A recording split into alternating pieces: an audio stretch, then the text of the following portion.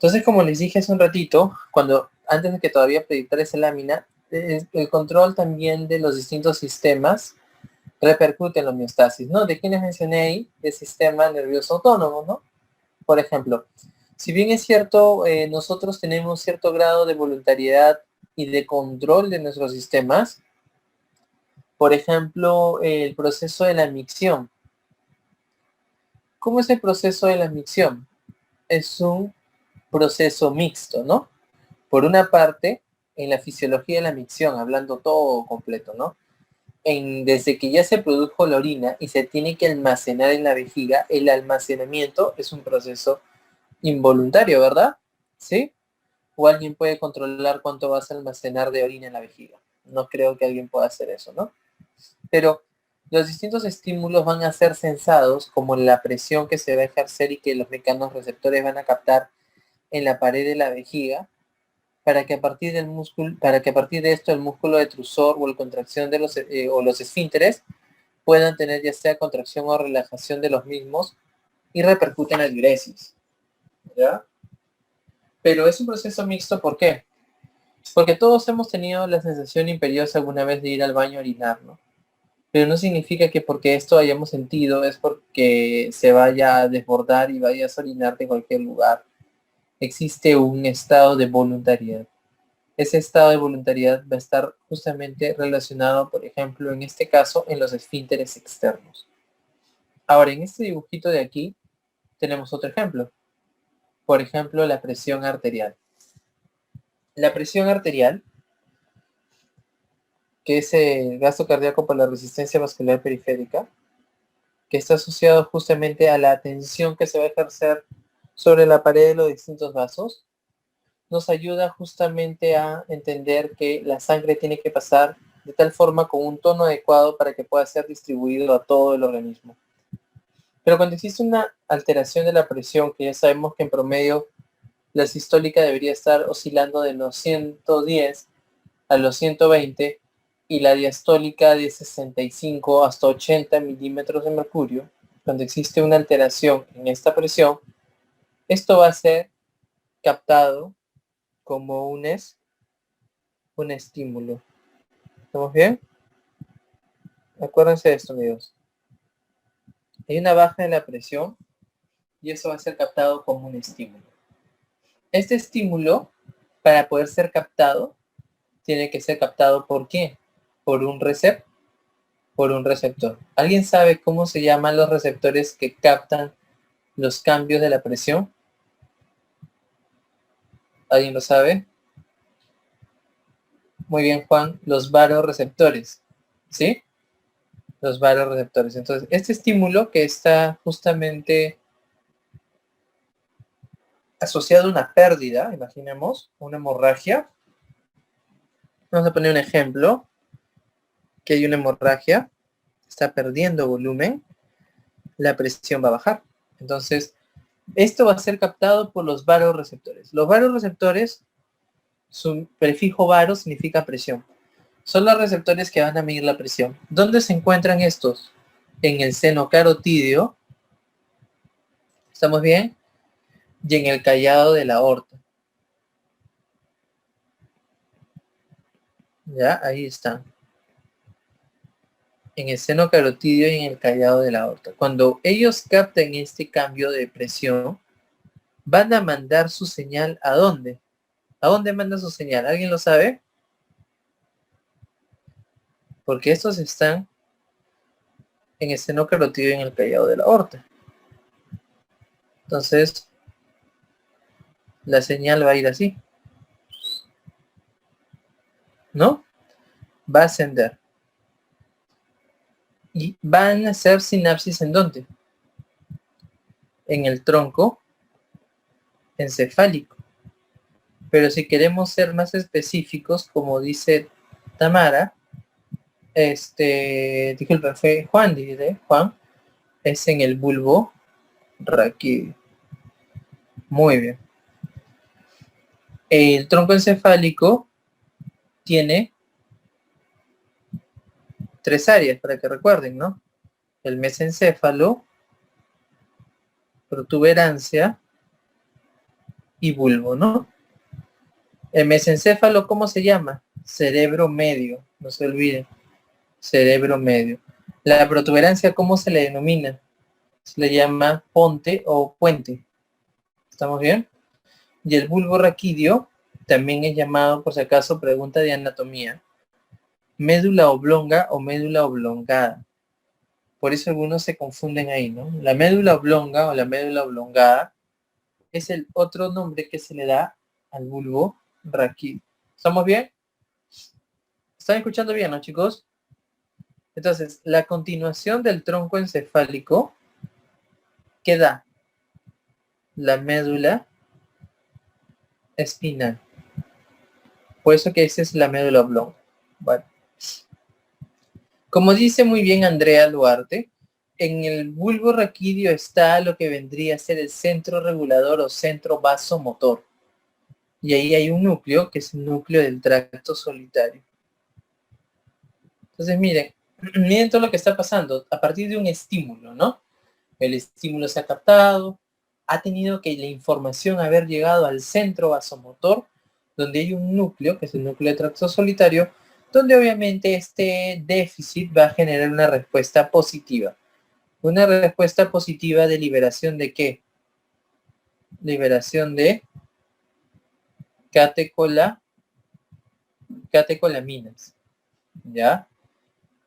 De adrenalina y noradrenalina, que al ser liberadas van a buscar una respuesta. ¿Qué respuesta creen que va a tener que buscar? Si está existiendo pérdida de volumen con una baja de la presión, por lógica, ¿qué creen que va a tener que hacer el cuerpo? Mediante esta activación simpática, lo que va a buscar es elevar la presión, exactamente.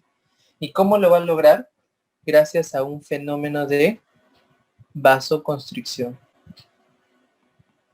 Entonces, esa es la respuesta. La consecuencia sería elevar la presión. Porque la vasoconstricción genera un incremento, un incremento de la resistencia vascular periférica, que tú lo vas a poder valorar con el incremento de la presión. Entonces, miren este gráfico de aquí, cómo sale ese gráfico muy interesante para la fisiología. Estímulo. ¿Estamos bien?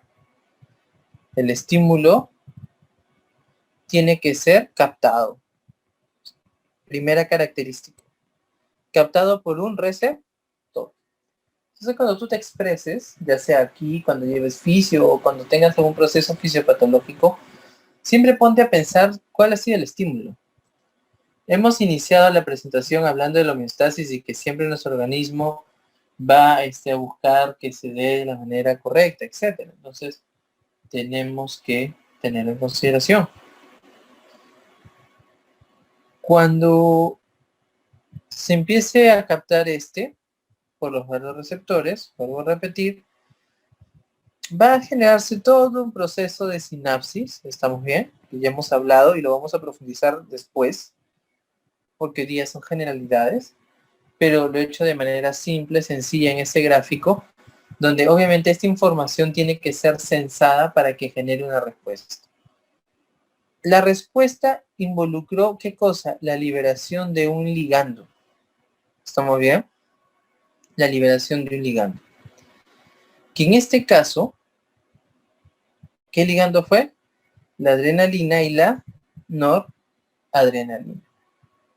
No es el único. Obviamente está la acetilcolina, está la serotonina, está el glutamato, está el GABA.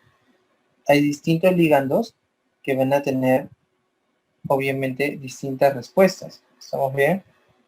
Pero estos tienen algunas propiedades.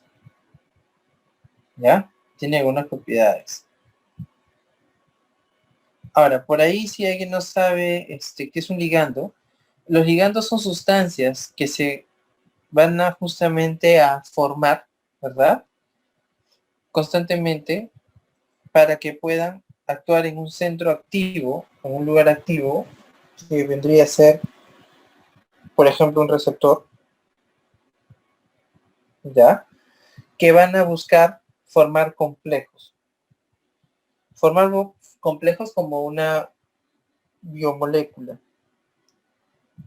Entonces, estos son los ligandos. Y todo ligando se tiene que unir a un receptor. Entonces, ahí va un principio que tienes que saber. Cuando vas a ir aprendiendo los ligandos, o si ya lo sabes, tienes que reconocer que todos los ligandos se unen a un receptor en particular. ¿Estamos bien? ¿A qué receptor? Esa va a ser su misión. Ahorita vamos a ver el de la adrenalina que ustedes han hablado. Otro aspecto antes que se me vaya. El estímulo para que libere un ligando tiene que tener una intensidad, amigos. ¿Estamos bien? Una intensidad. Y tiene que ser, ¿qué más? En relación al tiempo y la localización, también ser capaz de exponer a que se dé esa respuesta. ¿Qué pasa si tú mismo haces presión en tu antebrazo derecho? ¿Te va a generar dolor? De repente, si lo haces por 1 segundo o 2 segundos, no te genera absolutamente nada. Pero si tú haces la misma presión por mayor tiempo, vas a empezar a sentir algún disconfort, una molestia, ¿no? Entonces, el tiempo repercute. La intensidad del mismo, la localización por la relación de los receptores. Muy bien, ahí está la palabra modalidad, es correcto, ¿no? Estos justamente van a jugar para que pueda, sí o no, dependiendo, ¿no? Vencer un umbral, estamos bien, y a partir de que se vence este umbral, se pueda favorecer un proceso en el potencial de acción que se denomina despolarización. Es decir, que una celulita que estaba dormida se excite y genere una respuesta. ¿Estamos bien? ¿Hasta ahí?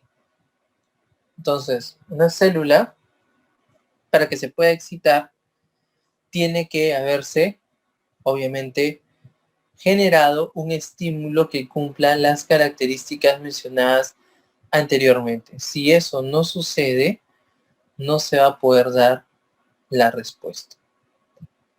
Cuando los ligandos se liberen, los ligandos tienen que tener una ubicación. Sí, eso también es importante. Les estoy mencionando cositas que vamos a ir viendo semana a semana. No estoy diciendo que hoy día vamos a aprender todo esto. ¿Estamos bien? Pero cada vez que veamos un receptor tienes que preguntarte dónde está localizado. Los receptores no están flotando en el cosmos, ¿sí? Están localizados. Ahora, si ustedes valoran eso como principio, dirán, ¿qué cosa? Ahí está, déjenme aquí. Los órganos tienen sus estructuras, ¿ya? Que ustedes aprenden en histología, que son justamente estas células diana, ¿no? Por ejemplo, una célula parietal del estómago. Esa es una localización. Es una célula diana. Pero si yo quiero ser más específico, por ejemplo, con el ligando, si va a llegar a la célula, vamos a hablar de un ligando que sí pueda llegar a la célula parietal. Vamos a imaginar la acetilcolina, que es otro ligando. La acetilcolina puede dirigirse a la célula parietal, ¿estamos bien? Pero, si tú dices que este ligando llega a esta célula, que es un órgano diana, el estómago sería el órgano diana o la célula diana, la célula parietal, es muy general, ¿no? Entonces tú tienes que mencionar aquí una localización específica que generalmente va a ser un receptor, ¿no? Y ese receptor tienes que tú reconocer exactamente dónde se ubica. Por ejemplo, la acetilcolina en la célula parietal va a llegar a un receptor que es el M3. Y es aquí donde la acetilcolina va a poder acoplarse, activar su proceso de señalización y generar una respuesta que sería incremento de la secreción gástrica. ¿Estamos bien? Entonces ya tenemos otro principio, que un ligando tiene que llegar a un receptor. Entonces, Los receptores. Vamos a hablar ahorita de los receptores aquí. Los receptores tienen también sus características. Son específicos. Pues es una característica muy importante y si quieren pónganle ahí signos de admiración porque ese es el error más común en los exámenes, ¿ah? Se los digo porque yo enseño en la U y veo que esto cuando se pone en un caso clínico se confunde, ¿ya? Pero sí o sí tienes que reconocer este principio. Por ejemplo, vamos a ver aquí. Receptores del caso de la baja de la presión. ¿Cómo se denominan? Receptores adrenérgicos, ¿no? A los de la adrenalina y la noradrenalina. ¿Cuáles son los receptores adrenérgicos? Alfa y beta. Tengo alfa 1, alfa 2, tengo beta 1, beta 2 y beta 3. Entonces tengo 5 receptores adrenérgicos. ¿Estamos claros? 5 receptores adrenérgicos. Seguimos con el receptor del ejemplo de la secreción gástrica. Receptores colinérgicos. ¿Cómo se dividen los receptores colinérgicos? En nicotínicos y muscarínicos. ¿Estamos bien? Y de los nicotínicos, ¿cuántos hay? NN, NM y N sub 0. Y de los muscarínicos, ¿cuánto hay? M1, M2, M3, M4 y M5. ¿Estamos claros hasta ahí? ¿Sí? Lo único que estoy haciendo es describir cuáles son los receptores de estos ligandos, de la adrenalina y noradrenalina y de la acetilcolina. Doctor, ¿es decir que hay más receptores? Claro que sí. Por ejemplo, de la serotonina son los serotoninérgicos. Está el 5-HT1, 5-HT2, etcétera. Están los receptores de GABA, que son GABA A, GABA B, GABA C. Están los receptores de glutamato, que son el AMPA, el NMDA cainato. Entonces, son distintos y su misión es irlos reconociendo, asociando y sobre todo ya interiorizando bien. Porque estos receptores van a tener que utilizarlos mucho para fármaco. ¿Ya? Entonces tienen que saberlo bien. Cuando digo específicos, ¿por qué? ¿Ustedes creen que la acetilcolina puede llegar al receptor beta 1, verdadero o falso? A ver qué dicen por el chat. A ver si estamos atentos. ¿La acetilcolina puede llegar al receptor beta 1? ¿La acetilcolina puede llegar al receptor GABA A? ¿Puede llegar al receptor GABA A la acetilcolina? No, exactamente. Creo que ya quedó claro, ¿no?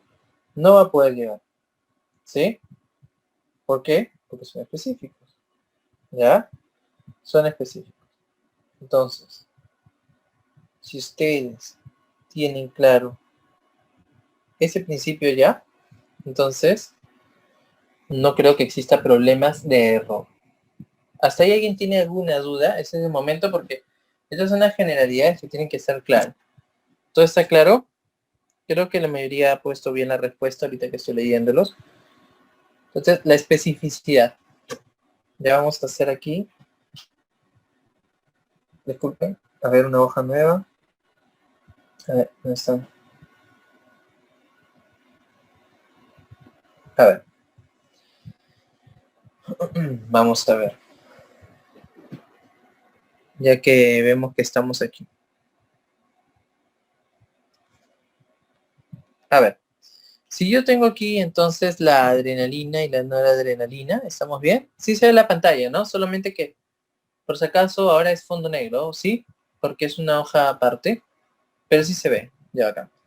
Entonces sabemos que va a llegar un ligando. Disculpen, va a llegar un receptor.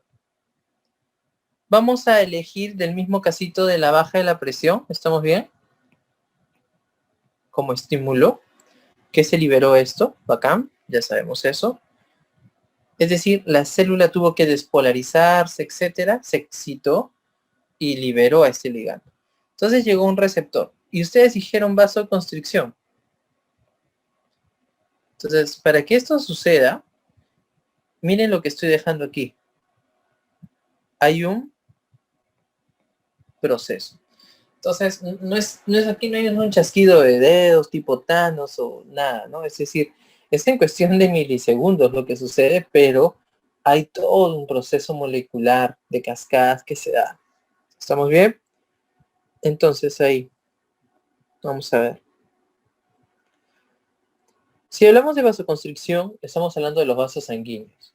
Ese receptor tiene que estar ubicado en el vaso.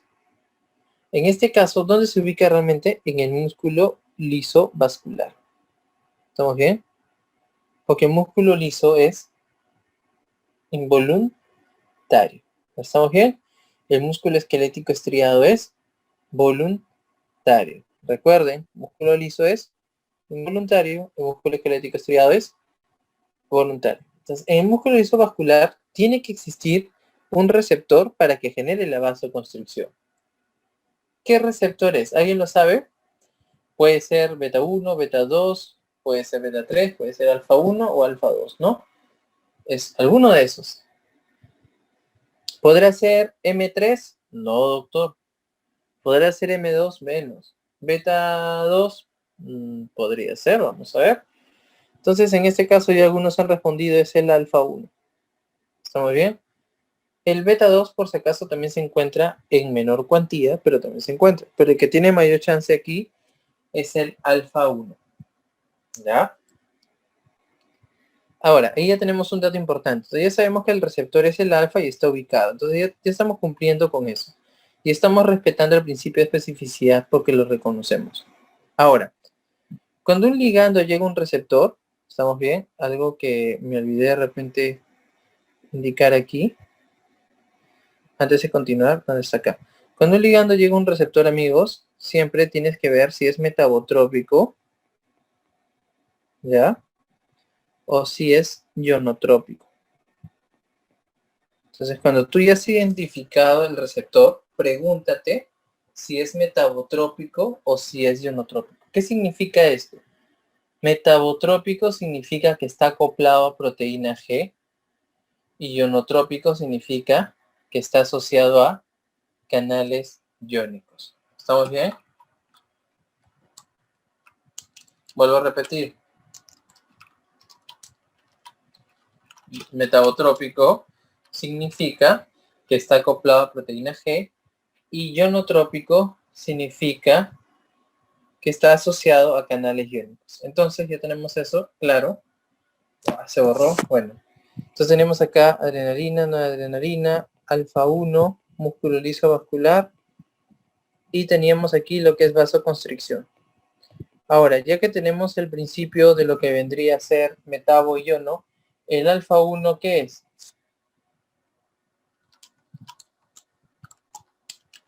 ¿El alfa 1 es metabo o iónico?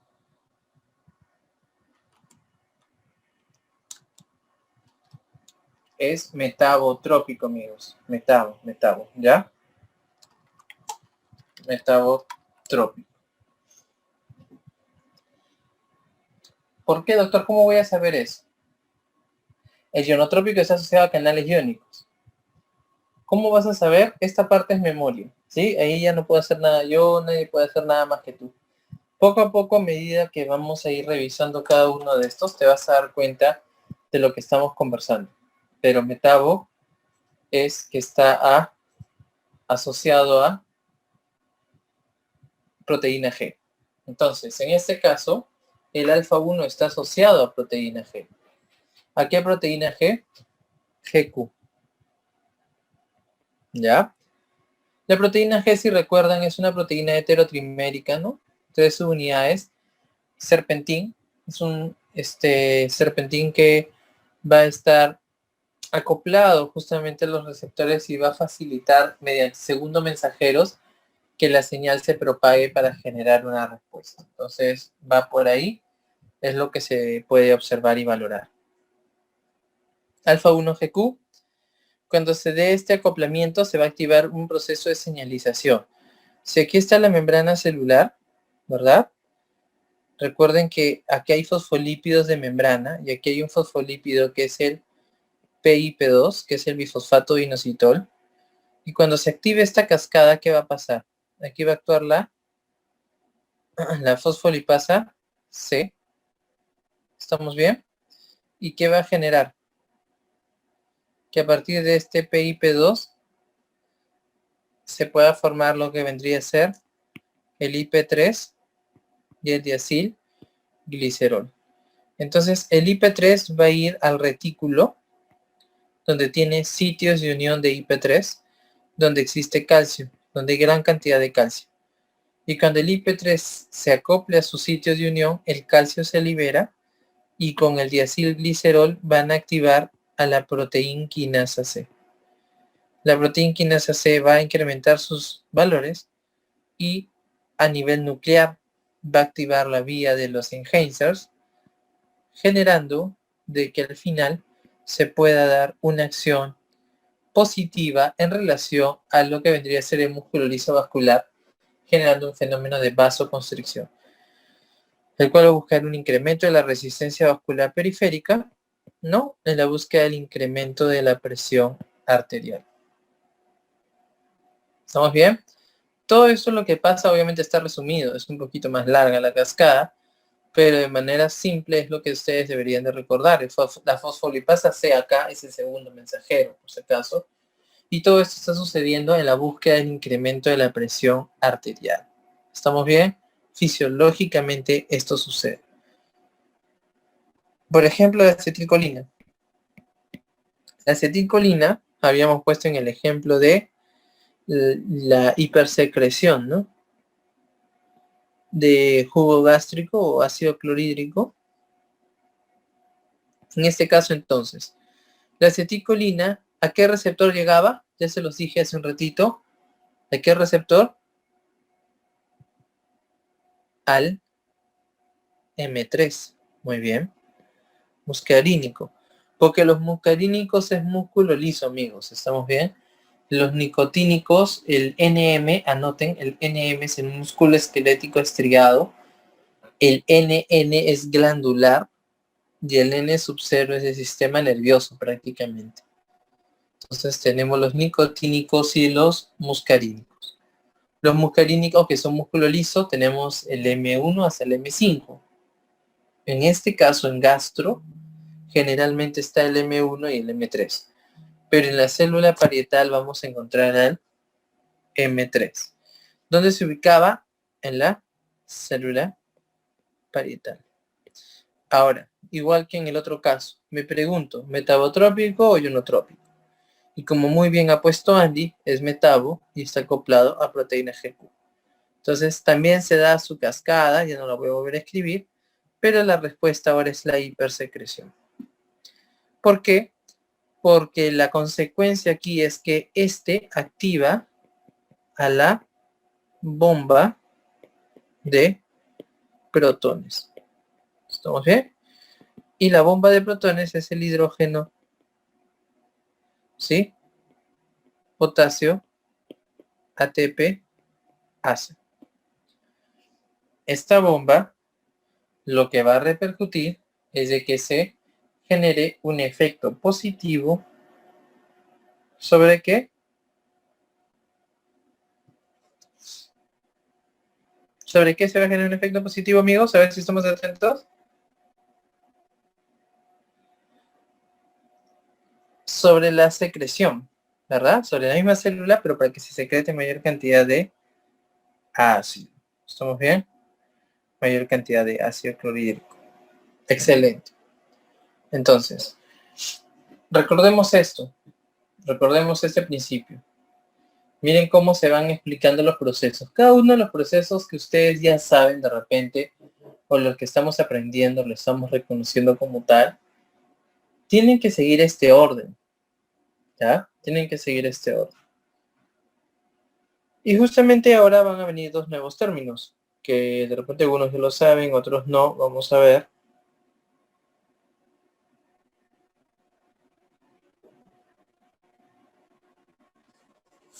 Vamos a ver ahora. Nosotros, aparte de reconocer esto, tenemos que reconocer el principio de saturabilidad. Vamos a ponerlo acá. Saturabilidad. Se puede saturar. ¿Cuál sería la implicancia que un receptor se sature? ¿Qué pasa si, por ejemplo, un salón se llena? Estamos armando una clase en vivo, imaginamos. Volvemos a la normalidad, a lo presencial, y existe un salón que tiene un aforo de 30, pero existen 200 estudiantes que quieren matricularse. Entonces, ¿qué va a suceder? No va a ser factible, ¿verdad? No va a ser factible que justamente todos ellos puedan entrar ahí, ¿no? Entonces, ¿qué va a suceder?